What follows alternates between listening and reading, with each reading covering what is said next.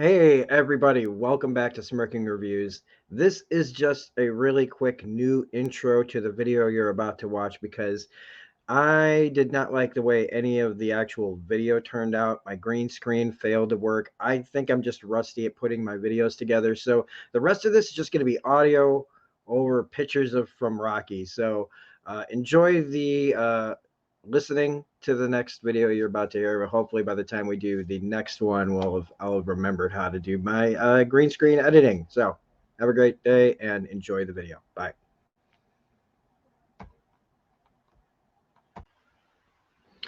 Hey, everybody. Welcome to the actual inaugural recording for Smirking Reviews Classics. We did a few Smirking Reviews, or Rob's Never Seen's, really, starting on the regular channel, Smirking Reviews.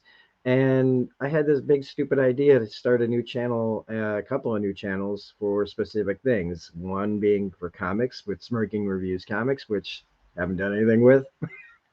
And I had Smirking Reviews Classics created to put stuff like this on. And just, I don't know. A lot of things have happened in the last few years, and a lot of decisions were made. But I'm going to stick with this. I'm going to put this on here. I'm going to make Smirking Reviews Classics a thing. And so we're starting off with a movie that I had no intention of ever seeing. And one of the things about Smirking Reviews Classics or Rob's Never Seen, so I was like, oh, I was gonna put up a bunch of movies that I fully intended to see, but just never got around to it. And as I've been looking for movies to put in this series, I'm going, well, there's reasons why I didn't see a lot of these movies. It's because I never wanted to. And so I started going, well, what about I guess that's what you're going to have to start doing.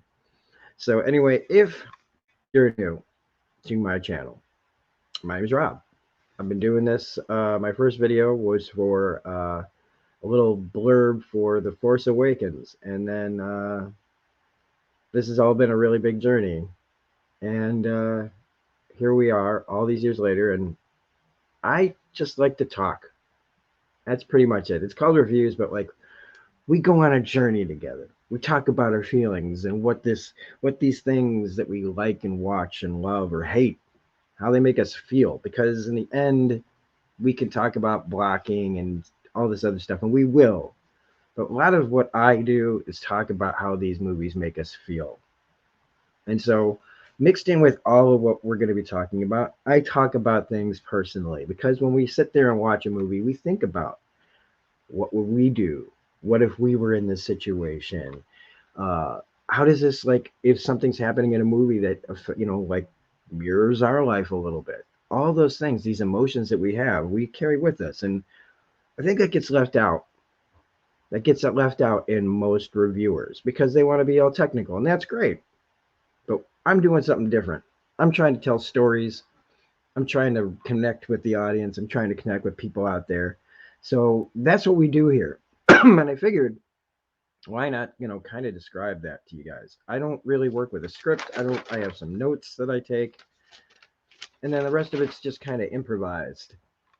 So if you like that kind of thing, great. In fact, like as I'm doing this, I mean, this is like the first real recording that I've done in a little while, like where I'm trying to prepare and not run around and like The Last of Us, where I just watch it, soak it all in, maybe have a few notes, and then just spew it out back, like really as it's fresh in my mind.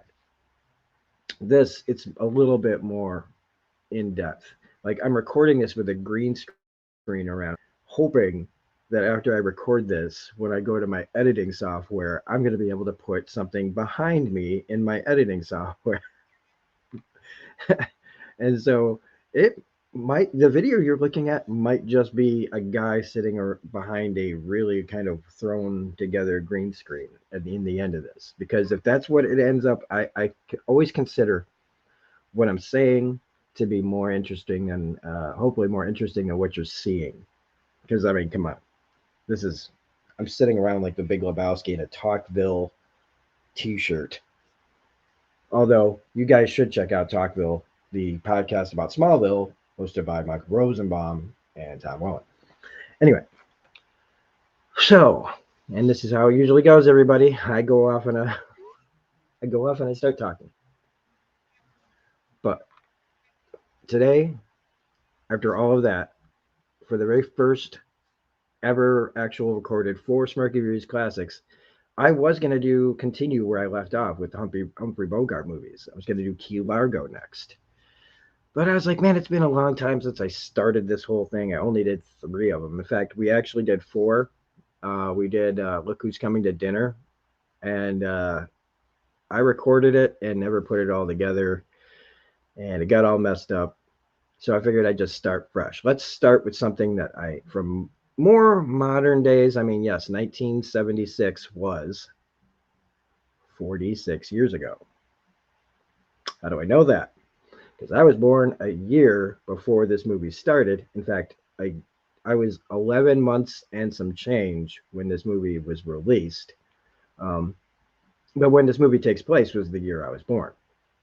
And so, yeah, this movie is 46 years old. And so it's not modern, but it's also not 1940s Humphrey Bogart modern or old. Like, we're a little bit modern. And in fact, our second movie that we're going to cover for Rob's Never Seen is definitely a more modern movie, but also starring Sylvester Stallone. I kind of figured I'd check out 2 movies of his that I'd never seen. And that's mostly because I've just never been that big of a Sylvester Stallone fan. I really like First Blood. I think most people that like Stallone like First Blood at least. But I've just never been that big of a fan. There's no real reason behind it other than because I mean I also liked when I was in my 20s, my early 20s, I liked Demolition Man just fine. I thought that was a lot of fun. But I've never been as I've gotten older. I've never just gotten out of the action movie craze and the phase of my life. I like action movies, but I just don't like them the same as I like movies that are more well written, character driven, and story driven. Not that they don't have character or story. I'm a bit of a snob that way, I guess. A lot of people are though. So when I picked Rocky to be the first one, I was there was like some fence riding here because I was complaining, like, man, like all these movies, it's hard to find one that I would want to put on this because there's a million bad movies that I haven't seen. I could throw any of them up there, but I'm trying to choose iconic movies that I haven't seen, whether for good or for bad. And in the case of Rocky, it's really more like a lot of time went by. I'd seen Rocky 3 like a million years ago. I saw Rocky 4 more times than I should have. We had one tape in our house at the time. It had Pee Wee's Big Adventure, Return of the Jedi, and Rocky 4. And we watched the hell out of the first 2. My sister really liked watching Rocky 4. She watched Rocky 4 once in rewind. That's how bored she was. Yeah, living in the country. So, and in the 80s. But I never saw Rocky 1 or 2. I guess I just, when you're a kid, you don't think about that as much. But as I got older, it was just like, oh, I've never saw Rocky 1 or 2. Do I really need to? And you know the iconic moments. There's when I say I haven't seen this, right? I mean I can't say I haven't seen parts of it. Everybody's seen things, but I've seen them out of context. But part of you thinks you've seen, at least I do, where I'll see something, I'll hear about something, I'll have the story told to me enough times where I think I know the whole story and I don't really need to see it. So when I watched this, it was one of those times where I'm just going to straight up say it. I'm glad that I did, and I'm glad that I was wrong about my preconceived notions about this movie because I don't like boxing movies. I don't like sports movies. But this isn't a sports movie. Rocky is not, to me, a boxing movie. It's a movie where there's a guy who boxes and it ends in a boxing fight. But I was wrong thinking that this was just going to be a boxing movie. It's not. It's about a person, and it's about the people peripheral in his life that are affected by the events that are going on. And it's also about a guy which I really love, about Apollo Creed, who's Well, we'll talk about it as we get further into this. So yeah, this far into the review, the discussion, we're finally going to start talking about it because that's what we do here at Smirking Reviews or Smirking Reviews Classics or whatever you want to call it. You're still stuck with me, and so Rocky from 1976, rated PG, written by Sylvester Stallone, which I was like, uh-oh. I'm sorry. I was like, uh-oh. But directed by John G. Avildsen, guy I'd never heard of. Um, and co-starring Talia Shire, Burt Young as Paulie, Burgess Meredith as Mickey, of course, Talia Shire as Adrian. I also wanted to bring up two character actors, one who's passed and one who's still around that don't get talked about. In fact, one like I had to like dive down further into the main cast sheet because he wasn't enlisted in the cast, and I'm like going like, look, he's one of Apollo's main guys. Why isn't he higher up? Like, why isn't he listed in the IMDb like full cast and crew? Because it's not a big cast in this movie. It seems like it, but there's not. Just a lot of little characters that pop in and out in this movie. But I wanted to talk about the quick performance, especially from Stan Shaw, the first one who plays Dipper, who's been a character actor and working actor or hardworking actor for freaking ever. When I saw that this was 1976 and that guy was still in it and he looked like he'd been in every movie I'd ever seen him in, like, damn, this guy's been acting for 50 years, more than 50 years. So Stan Shaw, it's a character you'll know. He plays Dipper. He's barely in it. Blinking, you'll miss him almost. And then I want to bring up Tony Burton, who plays Apollo's like trainer and manager, kind of, who's the one who's really paying attention in Apollo Creed's camp. And this guy has also been in a ton of things over the years. Unfortunately, he passed in 2016. Um, but boy, he was in a lot of really great films, including this. And he played Apollo's trainer at least in, I think, throughout the whole series until Apollo dies. I don't know if we see him after that, but that was for 4 movies. Small roles, but like the way he plays them, again, there's that thing that they say, no small roles. And he's like integral. Ah, wow, I picked a bad word this morning. Integral. Nope. Moving on. I think you know what I'm trying to say. But he was very important to Apollo's character. And if we had just listened, this would have been a quicker end of this movie. So, like I said, when it came down to it, this isn't a boxing movie. It's just a movie that ends like that. And it becomes what it becomes in future movies. And in fact, at the end of this movie, I can definitely see why there should be a second movie. And not just because like we're doing like sequels, but like sequels to me weren't really that big of a thing as much. I mean, you always had like monster movies where the monster would come back and stuff, but like it didn't seem to me like there were too many like franchises being set up. I mean, this was the beginning of franchises, is what I should say, starting with like Jaws, the year prior, and Godfather, right? At least they were based on a series of, well, so anyway, so I don't want to get too far off on this, but Rocky Balboa is just this guy. He's just this guy in the streets of Philadelphia. I called it the street level. This movie is full of street level crackers of Philadelphia. So, and I'm sorry, that's just how I saw it. I don't mean any offense to other white people, but I said that because there's that song from Bruce Springsteen called "Streets of Philadelphia." The streets of Philadelphia, and I for some reason just popped into my head to call it the street level crackers of Philadelphia. Anyway, so he's just a guy who fights for a little bit of money.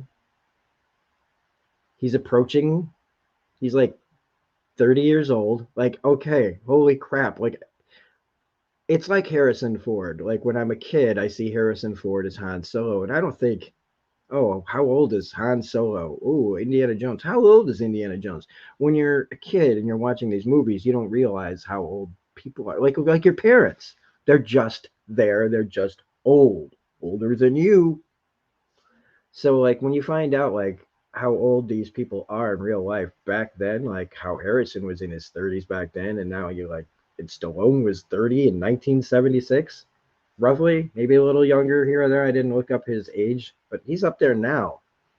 So like this was like the heyday. This was Stallone was not one of those guys who again came in like and became a superstar like in his like late teens, early 20s it appears, which makes me kind of curious to do a little more of a deep dive into Stallone, just if it's out of just kind of natural curiosity.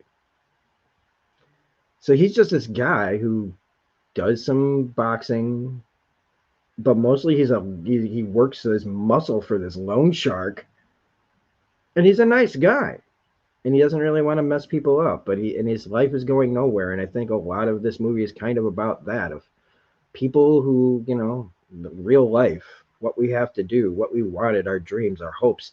There's a scene where Rocky is looking at himself in the mirror and he sees the picture of his younger self, and there's no dialogue, and it's just him. And in the discussion we were having, it was kind of like, what's going on, like, what's up with that? And I was like, yeah, I mean, and I think we all knew it, but like, it was interesting to see a scene where you could tell that he's thinking about his entire life and how he ended up here and everything just with a look. And I guess I'd never given Stallone enough kind of credit for that kind of subtlety to be able to convey that because he wrote it. So it's not just that he made an acting choice, it's in the screenplay. And it's up to us to like interpret that. And I was like, wow. I mean, even like, and like when I say wow, I mean, this movie doesn't mess around even when it starts. It's just like, ba ba ba ba ba ba ba. And I was a little worried where it's like Rocky across the screen with just big, loud, bold music. I was like, holy crap, this movie is like starts and just is in your face. So when that happened, I was like, uh-oh, like this really is like an all out gonna be sports, sports, sports, but it really was not. It was just a choice they made. But the rest of this, like that felt like a big movie moment. But the rest of this, just like all the characters that in this movie, the subtleties in it and the street levelness and the feeling of that is that it's so authentic feeling. This does not feel like a Hollywood film. None of it. It feels like an independent film. It feels like scenes like the sets and stuff are either real places, real, somebody's real crummy apartment, or just really beat up poor cheap sets. And it didn't matter because it still looked like places people would live. And the people that live in it feel like they're real. So as far as like authenticity and everything, this movie has it all over the place. I did think it was weird that a few white people are hanging outside of a place singing like doo wop. Was that ever was that a thing? Because this says it takes place in 1975. I don't know. I just found that weird. um. So yeah, he's just this guy who's basically going nowhere. He's got a crush on the girl who works at the pet store. Uh, he just does what he does. He goes to his gym. He's being kind of moved out of his locker, which I thought was funny that like he probably goes here every day, and the person who took his locker, Dipper, wasted no time and completely like making it his own.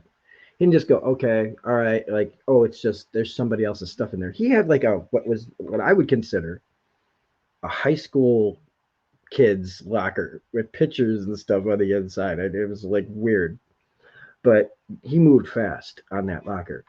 But the point of the scene isn't that. The point of the scene is that like he's already being replaced. So I mean, this guy's literally got nothing now, hardly at all, going for him. He's just going to be another guy who goes nowhere in the streets of Philadelphia. His manager Mickey, played by Burgess Meredith, who is fantastic in this. With I thought he'd be a lot more. I thought that there'd be a lot more Burgess Meredith in this, but there's really not.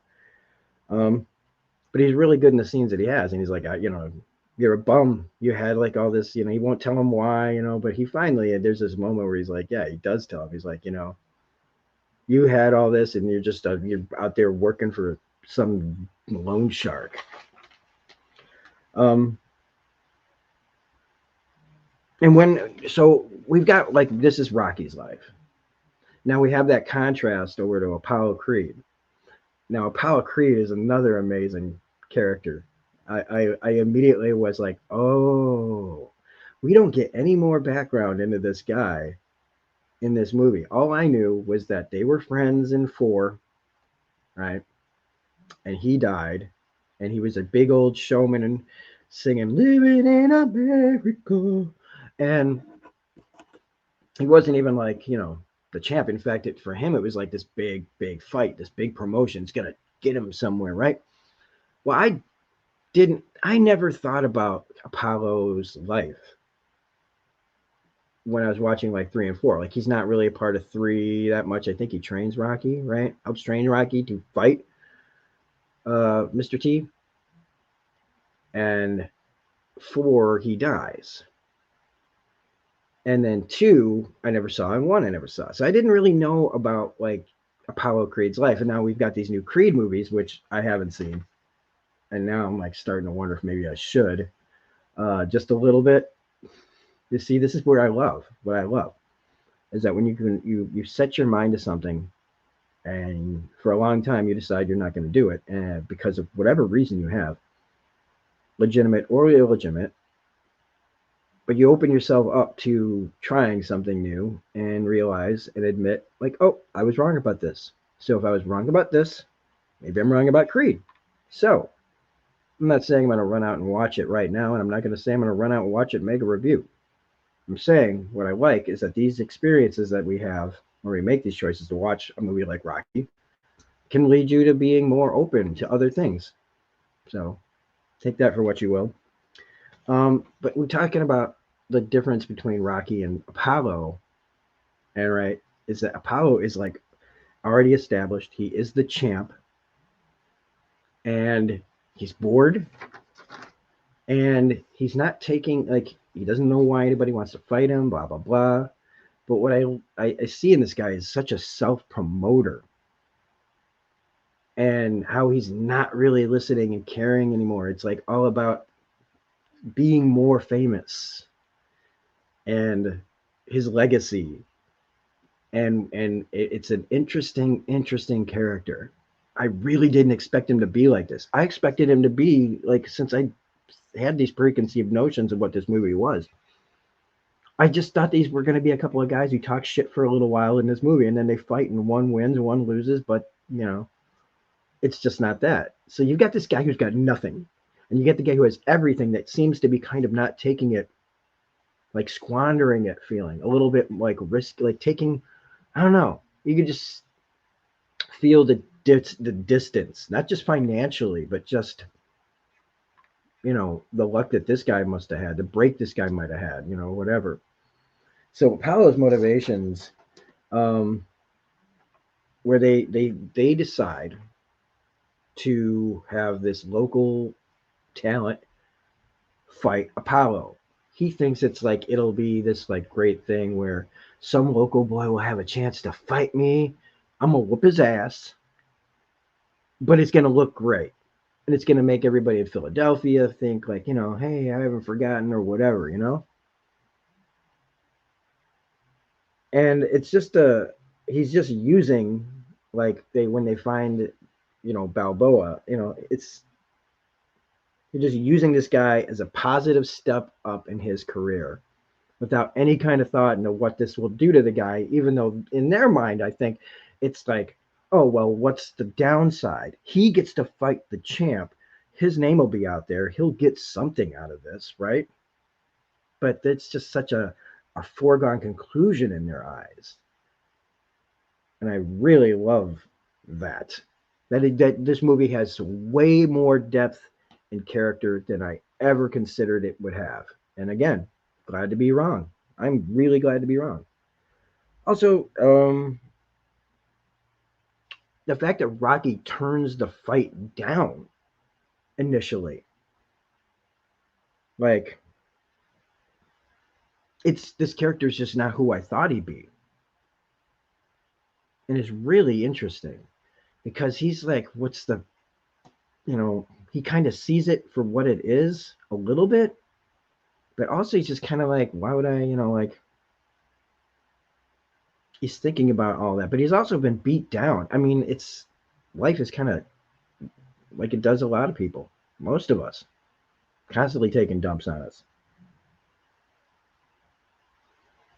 And when he eventually agrees to it, right? Then there's this other component to the movie, which is when somebody else gets an opportunity, when somebody else is getting some kind of success or the promise of success, even not even having it yet. When people talk about how they get a winning lottery ticket and all your relatives come out of, that you've never heard of suddenly come out of nowhere. It's kind of like this. He's just going to spar against this guy, and like he got Burt Young's Polly, who, holy God. Okay, so like in 4, right? He's just the like the guy, the hanger on who's having an argument with a giant talking robot. And I'm just like, who the hell is this guy? Right? He's just a guy who, like, again, he's like a leech to me. Well, when you see him originally in this movie, oh my goodness, he's a vile character. Vile. But he's a person. He's been beaten down by the world. He works in a meatpacking place, and he's got this guy who's interested in his sister. He feels so real. I think that's why I'm disgusted by him. Is the performance is so real that I almost have a hard time making a distinction between him and his character. Because when I see him treating his sister poorly, it's so believable. I feel like I'm looking at something I shouldn't. But you got this character who, as soon as he, like, he's bugging Rocky right from get go, though. Like, let me, rather than work in this meat place, why don't you let me, work for this loan shark with you?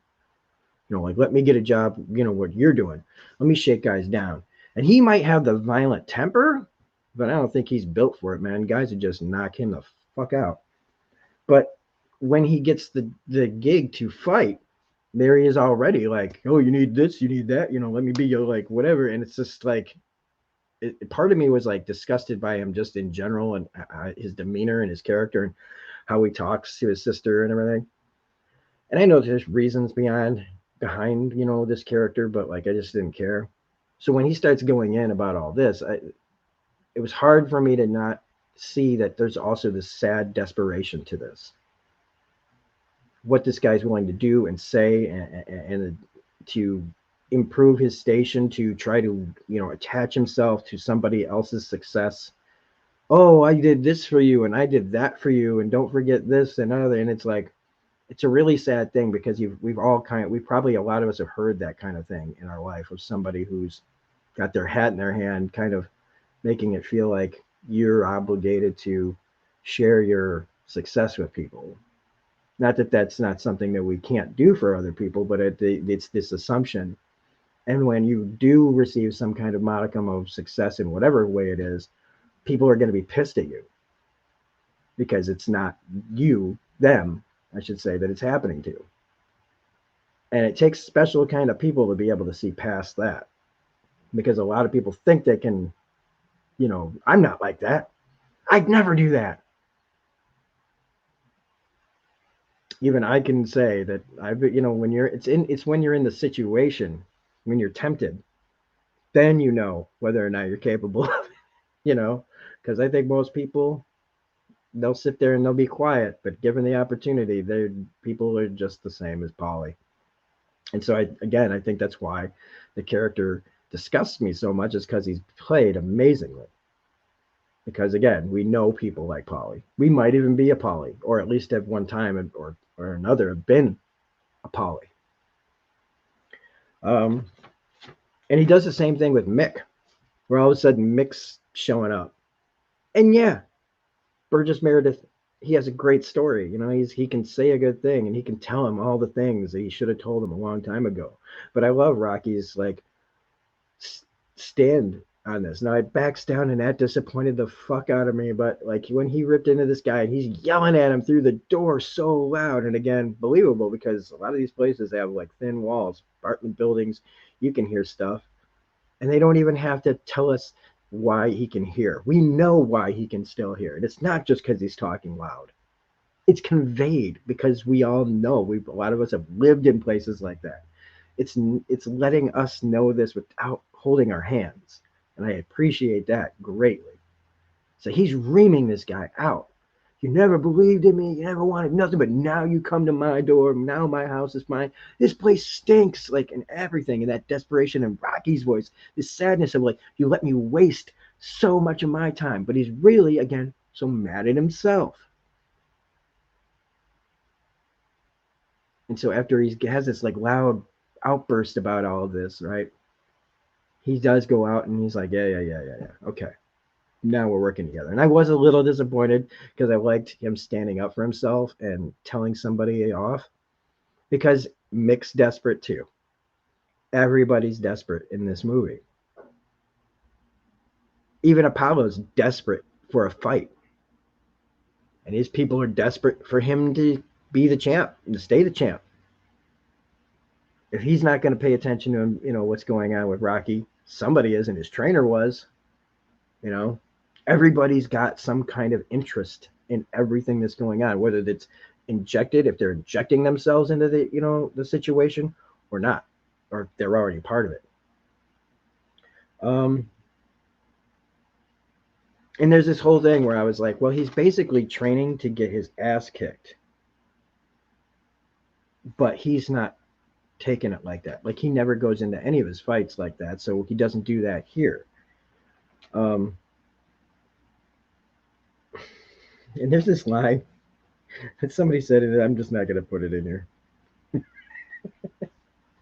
But as I was watching this movie, I was like, oh my God, this movie's flying by. This movie does not drag. I thought it was going to drag, but I looked at my clock and it was 81 minutes. And the only reason I looked at my watch or my clock was because we finally had some like 70s like music all of a sudden kick in, that like TV like exciting cop chase music would all of a sudden popped in at 81 minutes. It took us 81 minutes for this movie to like date itself with music. And then I realized, wait a minute, it's 81 minutes. This movie is just like under 2 hours long. And we haven't even like hardly seen any fighting or boxing at all. There's not really been anything except at the beginning. And then there's stuff at the gym. And we have like, yeah, there's like the montage, right? But this is, again, like I was going, wait, there's no boxing in this boxing movie. And as the time got closer to the end of the movie, I'm going, oh my God, there's going to be no boxing in this movie. Because again, that wasn't the point of it. So my short-sightedness of thinking that if a franchise makes like, okay, so there's Rocky 1, 2, 3, 4. Balboa? Is Balboa 5? Or is there a 5 and then there's Rocky Balboa? I don't remember. But then there's, those movies kind of kept going in some fashion over the years. And then you get Creed. And I mean, there was a big gap, though, without any Rocky movies. But so in my head, it was just a series of boxing movies. Now, there was this like kind of difficult scene for me, and it was the Paulie scene with Adrian, which the whole romance angle to this thing was, I'm just gonna say it, I know it was supposed to be like sweet and cute, but I just it was weird. It was really weird, but again, I had to understand that like Adrian's character is Adrian's character for a reason. She behaves that way for a reason. He behaves his way for a reason. It felt uncomfortable because again, I think it felt like it dabbled in really a real authentic feel again to how people like kind of are. Even if these people are behaving their courtship to me is like just really strange. Who am I to judge?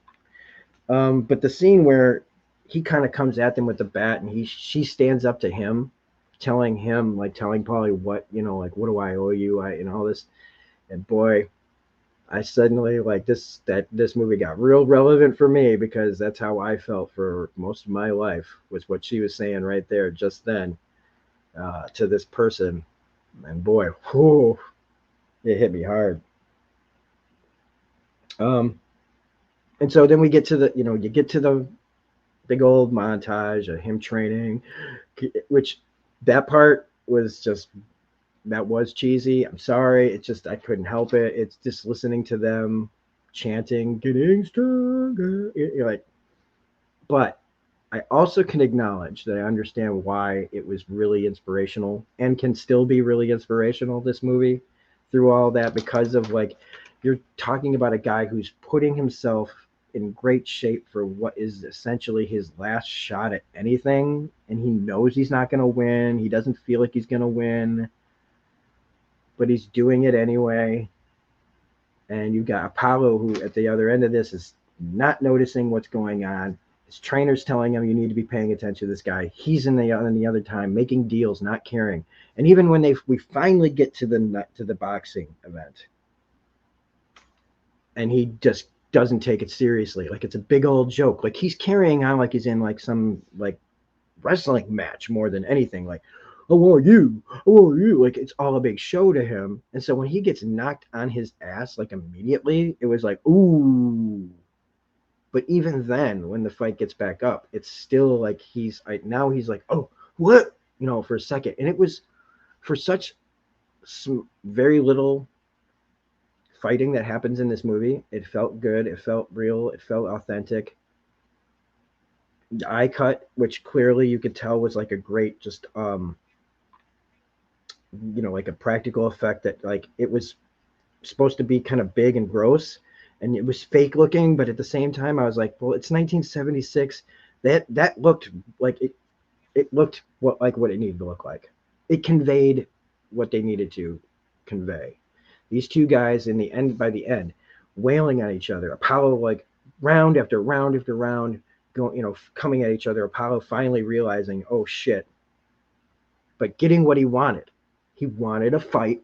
He finally got it, but he's not even able to like I don't guess enjoy is the wrong word, but like he's in surprise mode. He's in kind of survival mode. I might lose. So he's powerful enough to get himself to keep going, and the busted ribs, like that was a foreshadow, like when he's saying if you keep hitting that side of beef you're going to break some ribs. I was like, I know that's foreshadowing. And lo and behold, man, yeah, this guy's got some broken ribs. Rocky loses his nose, that he's never broken. And it comes down, like they're both just like, I forgot that the fight was basically they had done all the rounds. And now it's decision time. And they're all talking about like who's gonna win, and all Rocky is doing the entire time is trying to find Adrian. And I'd seen this scene a bunch of times out of context.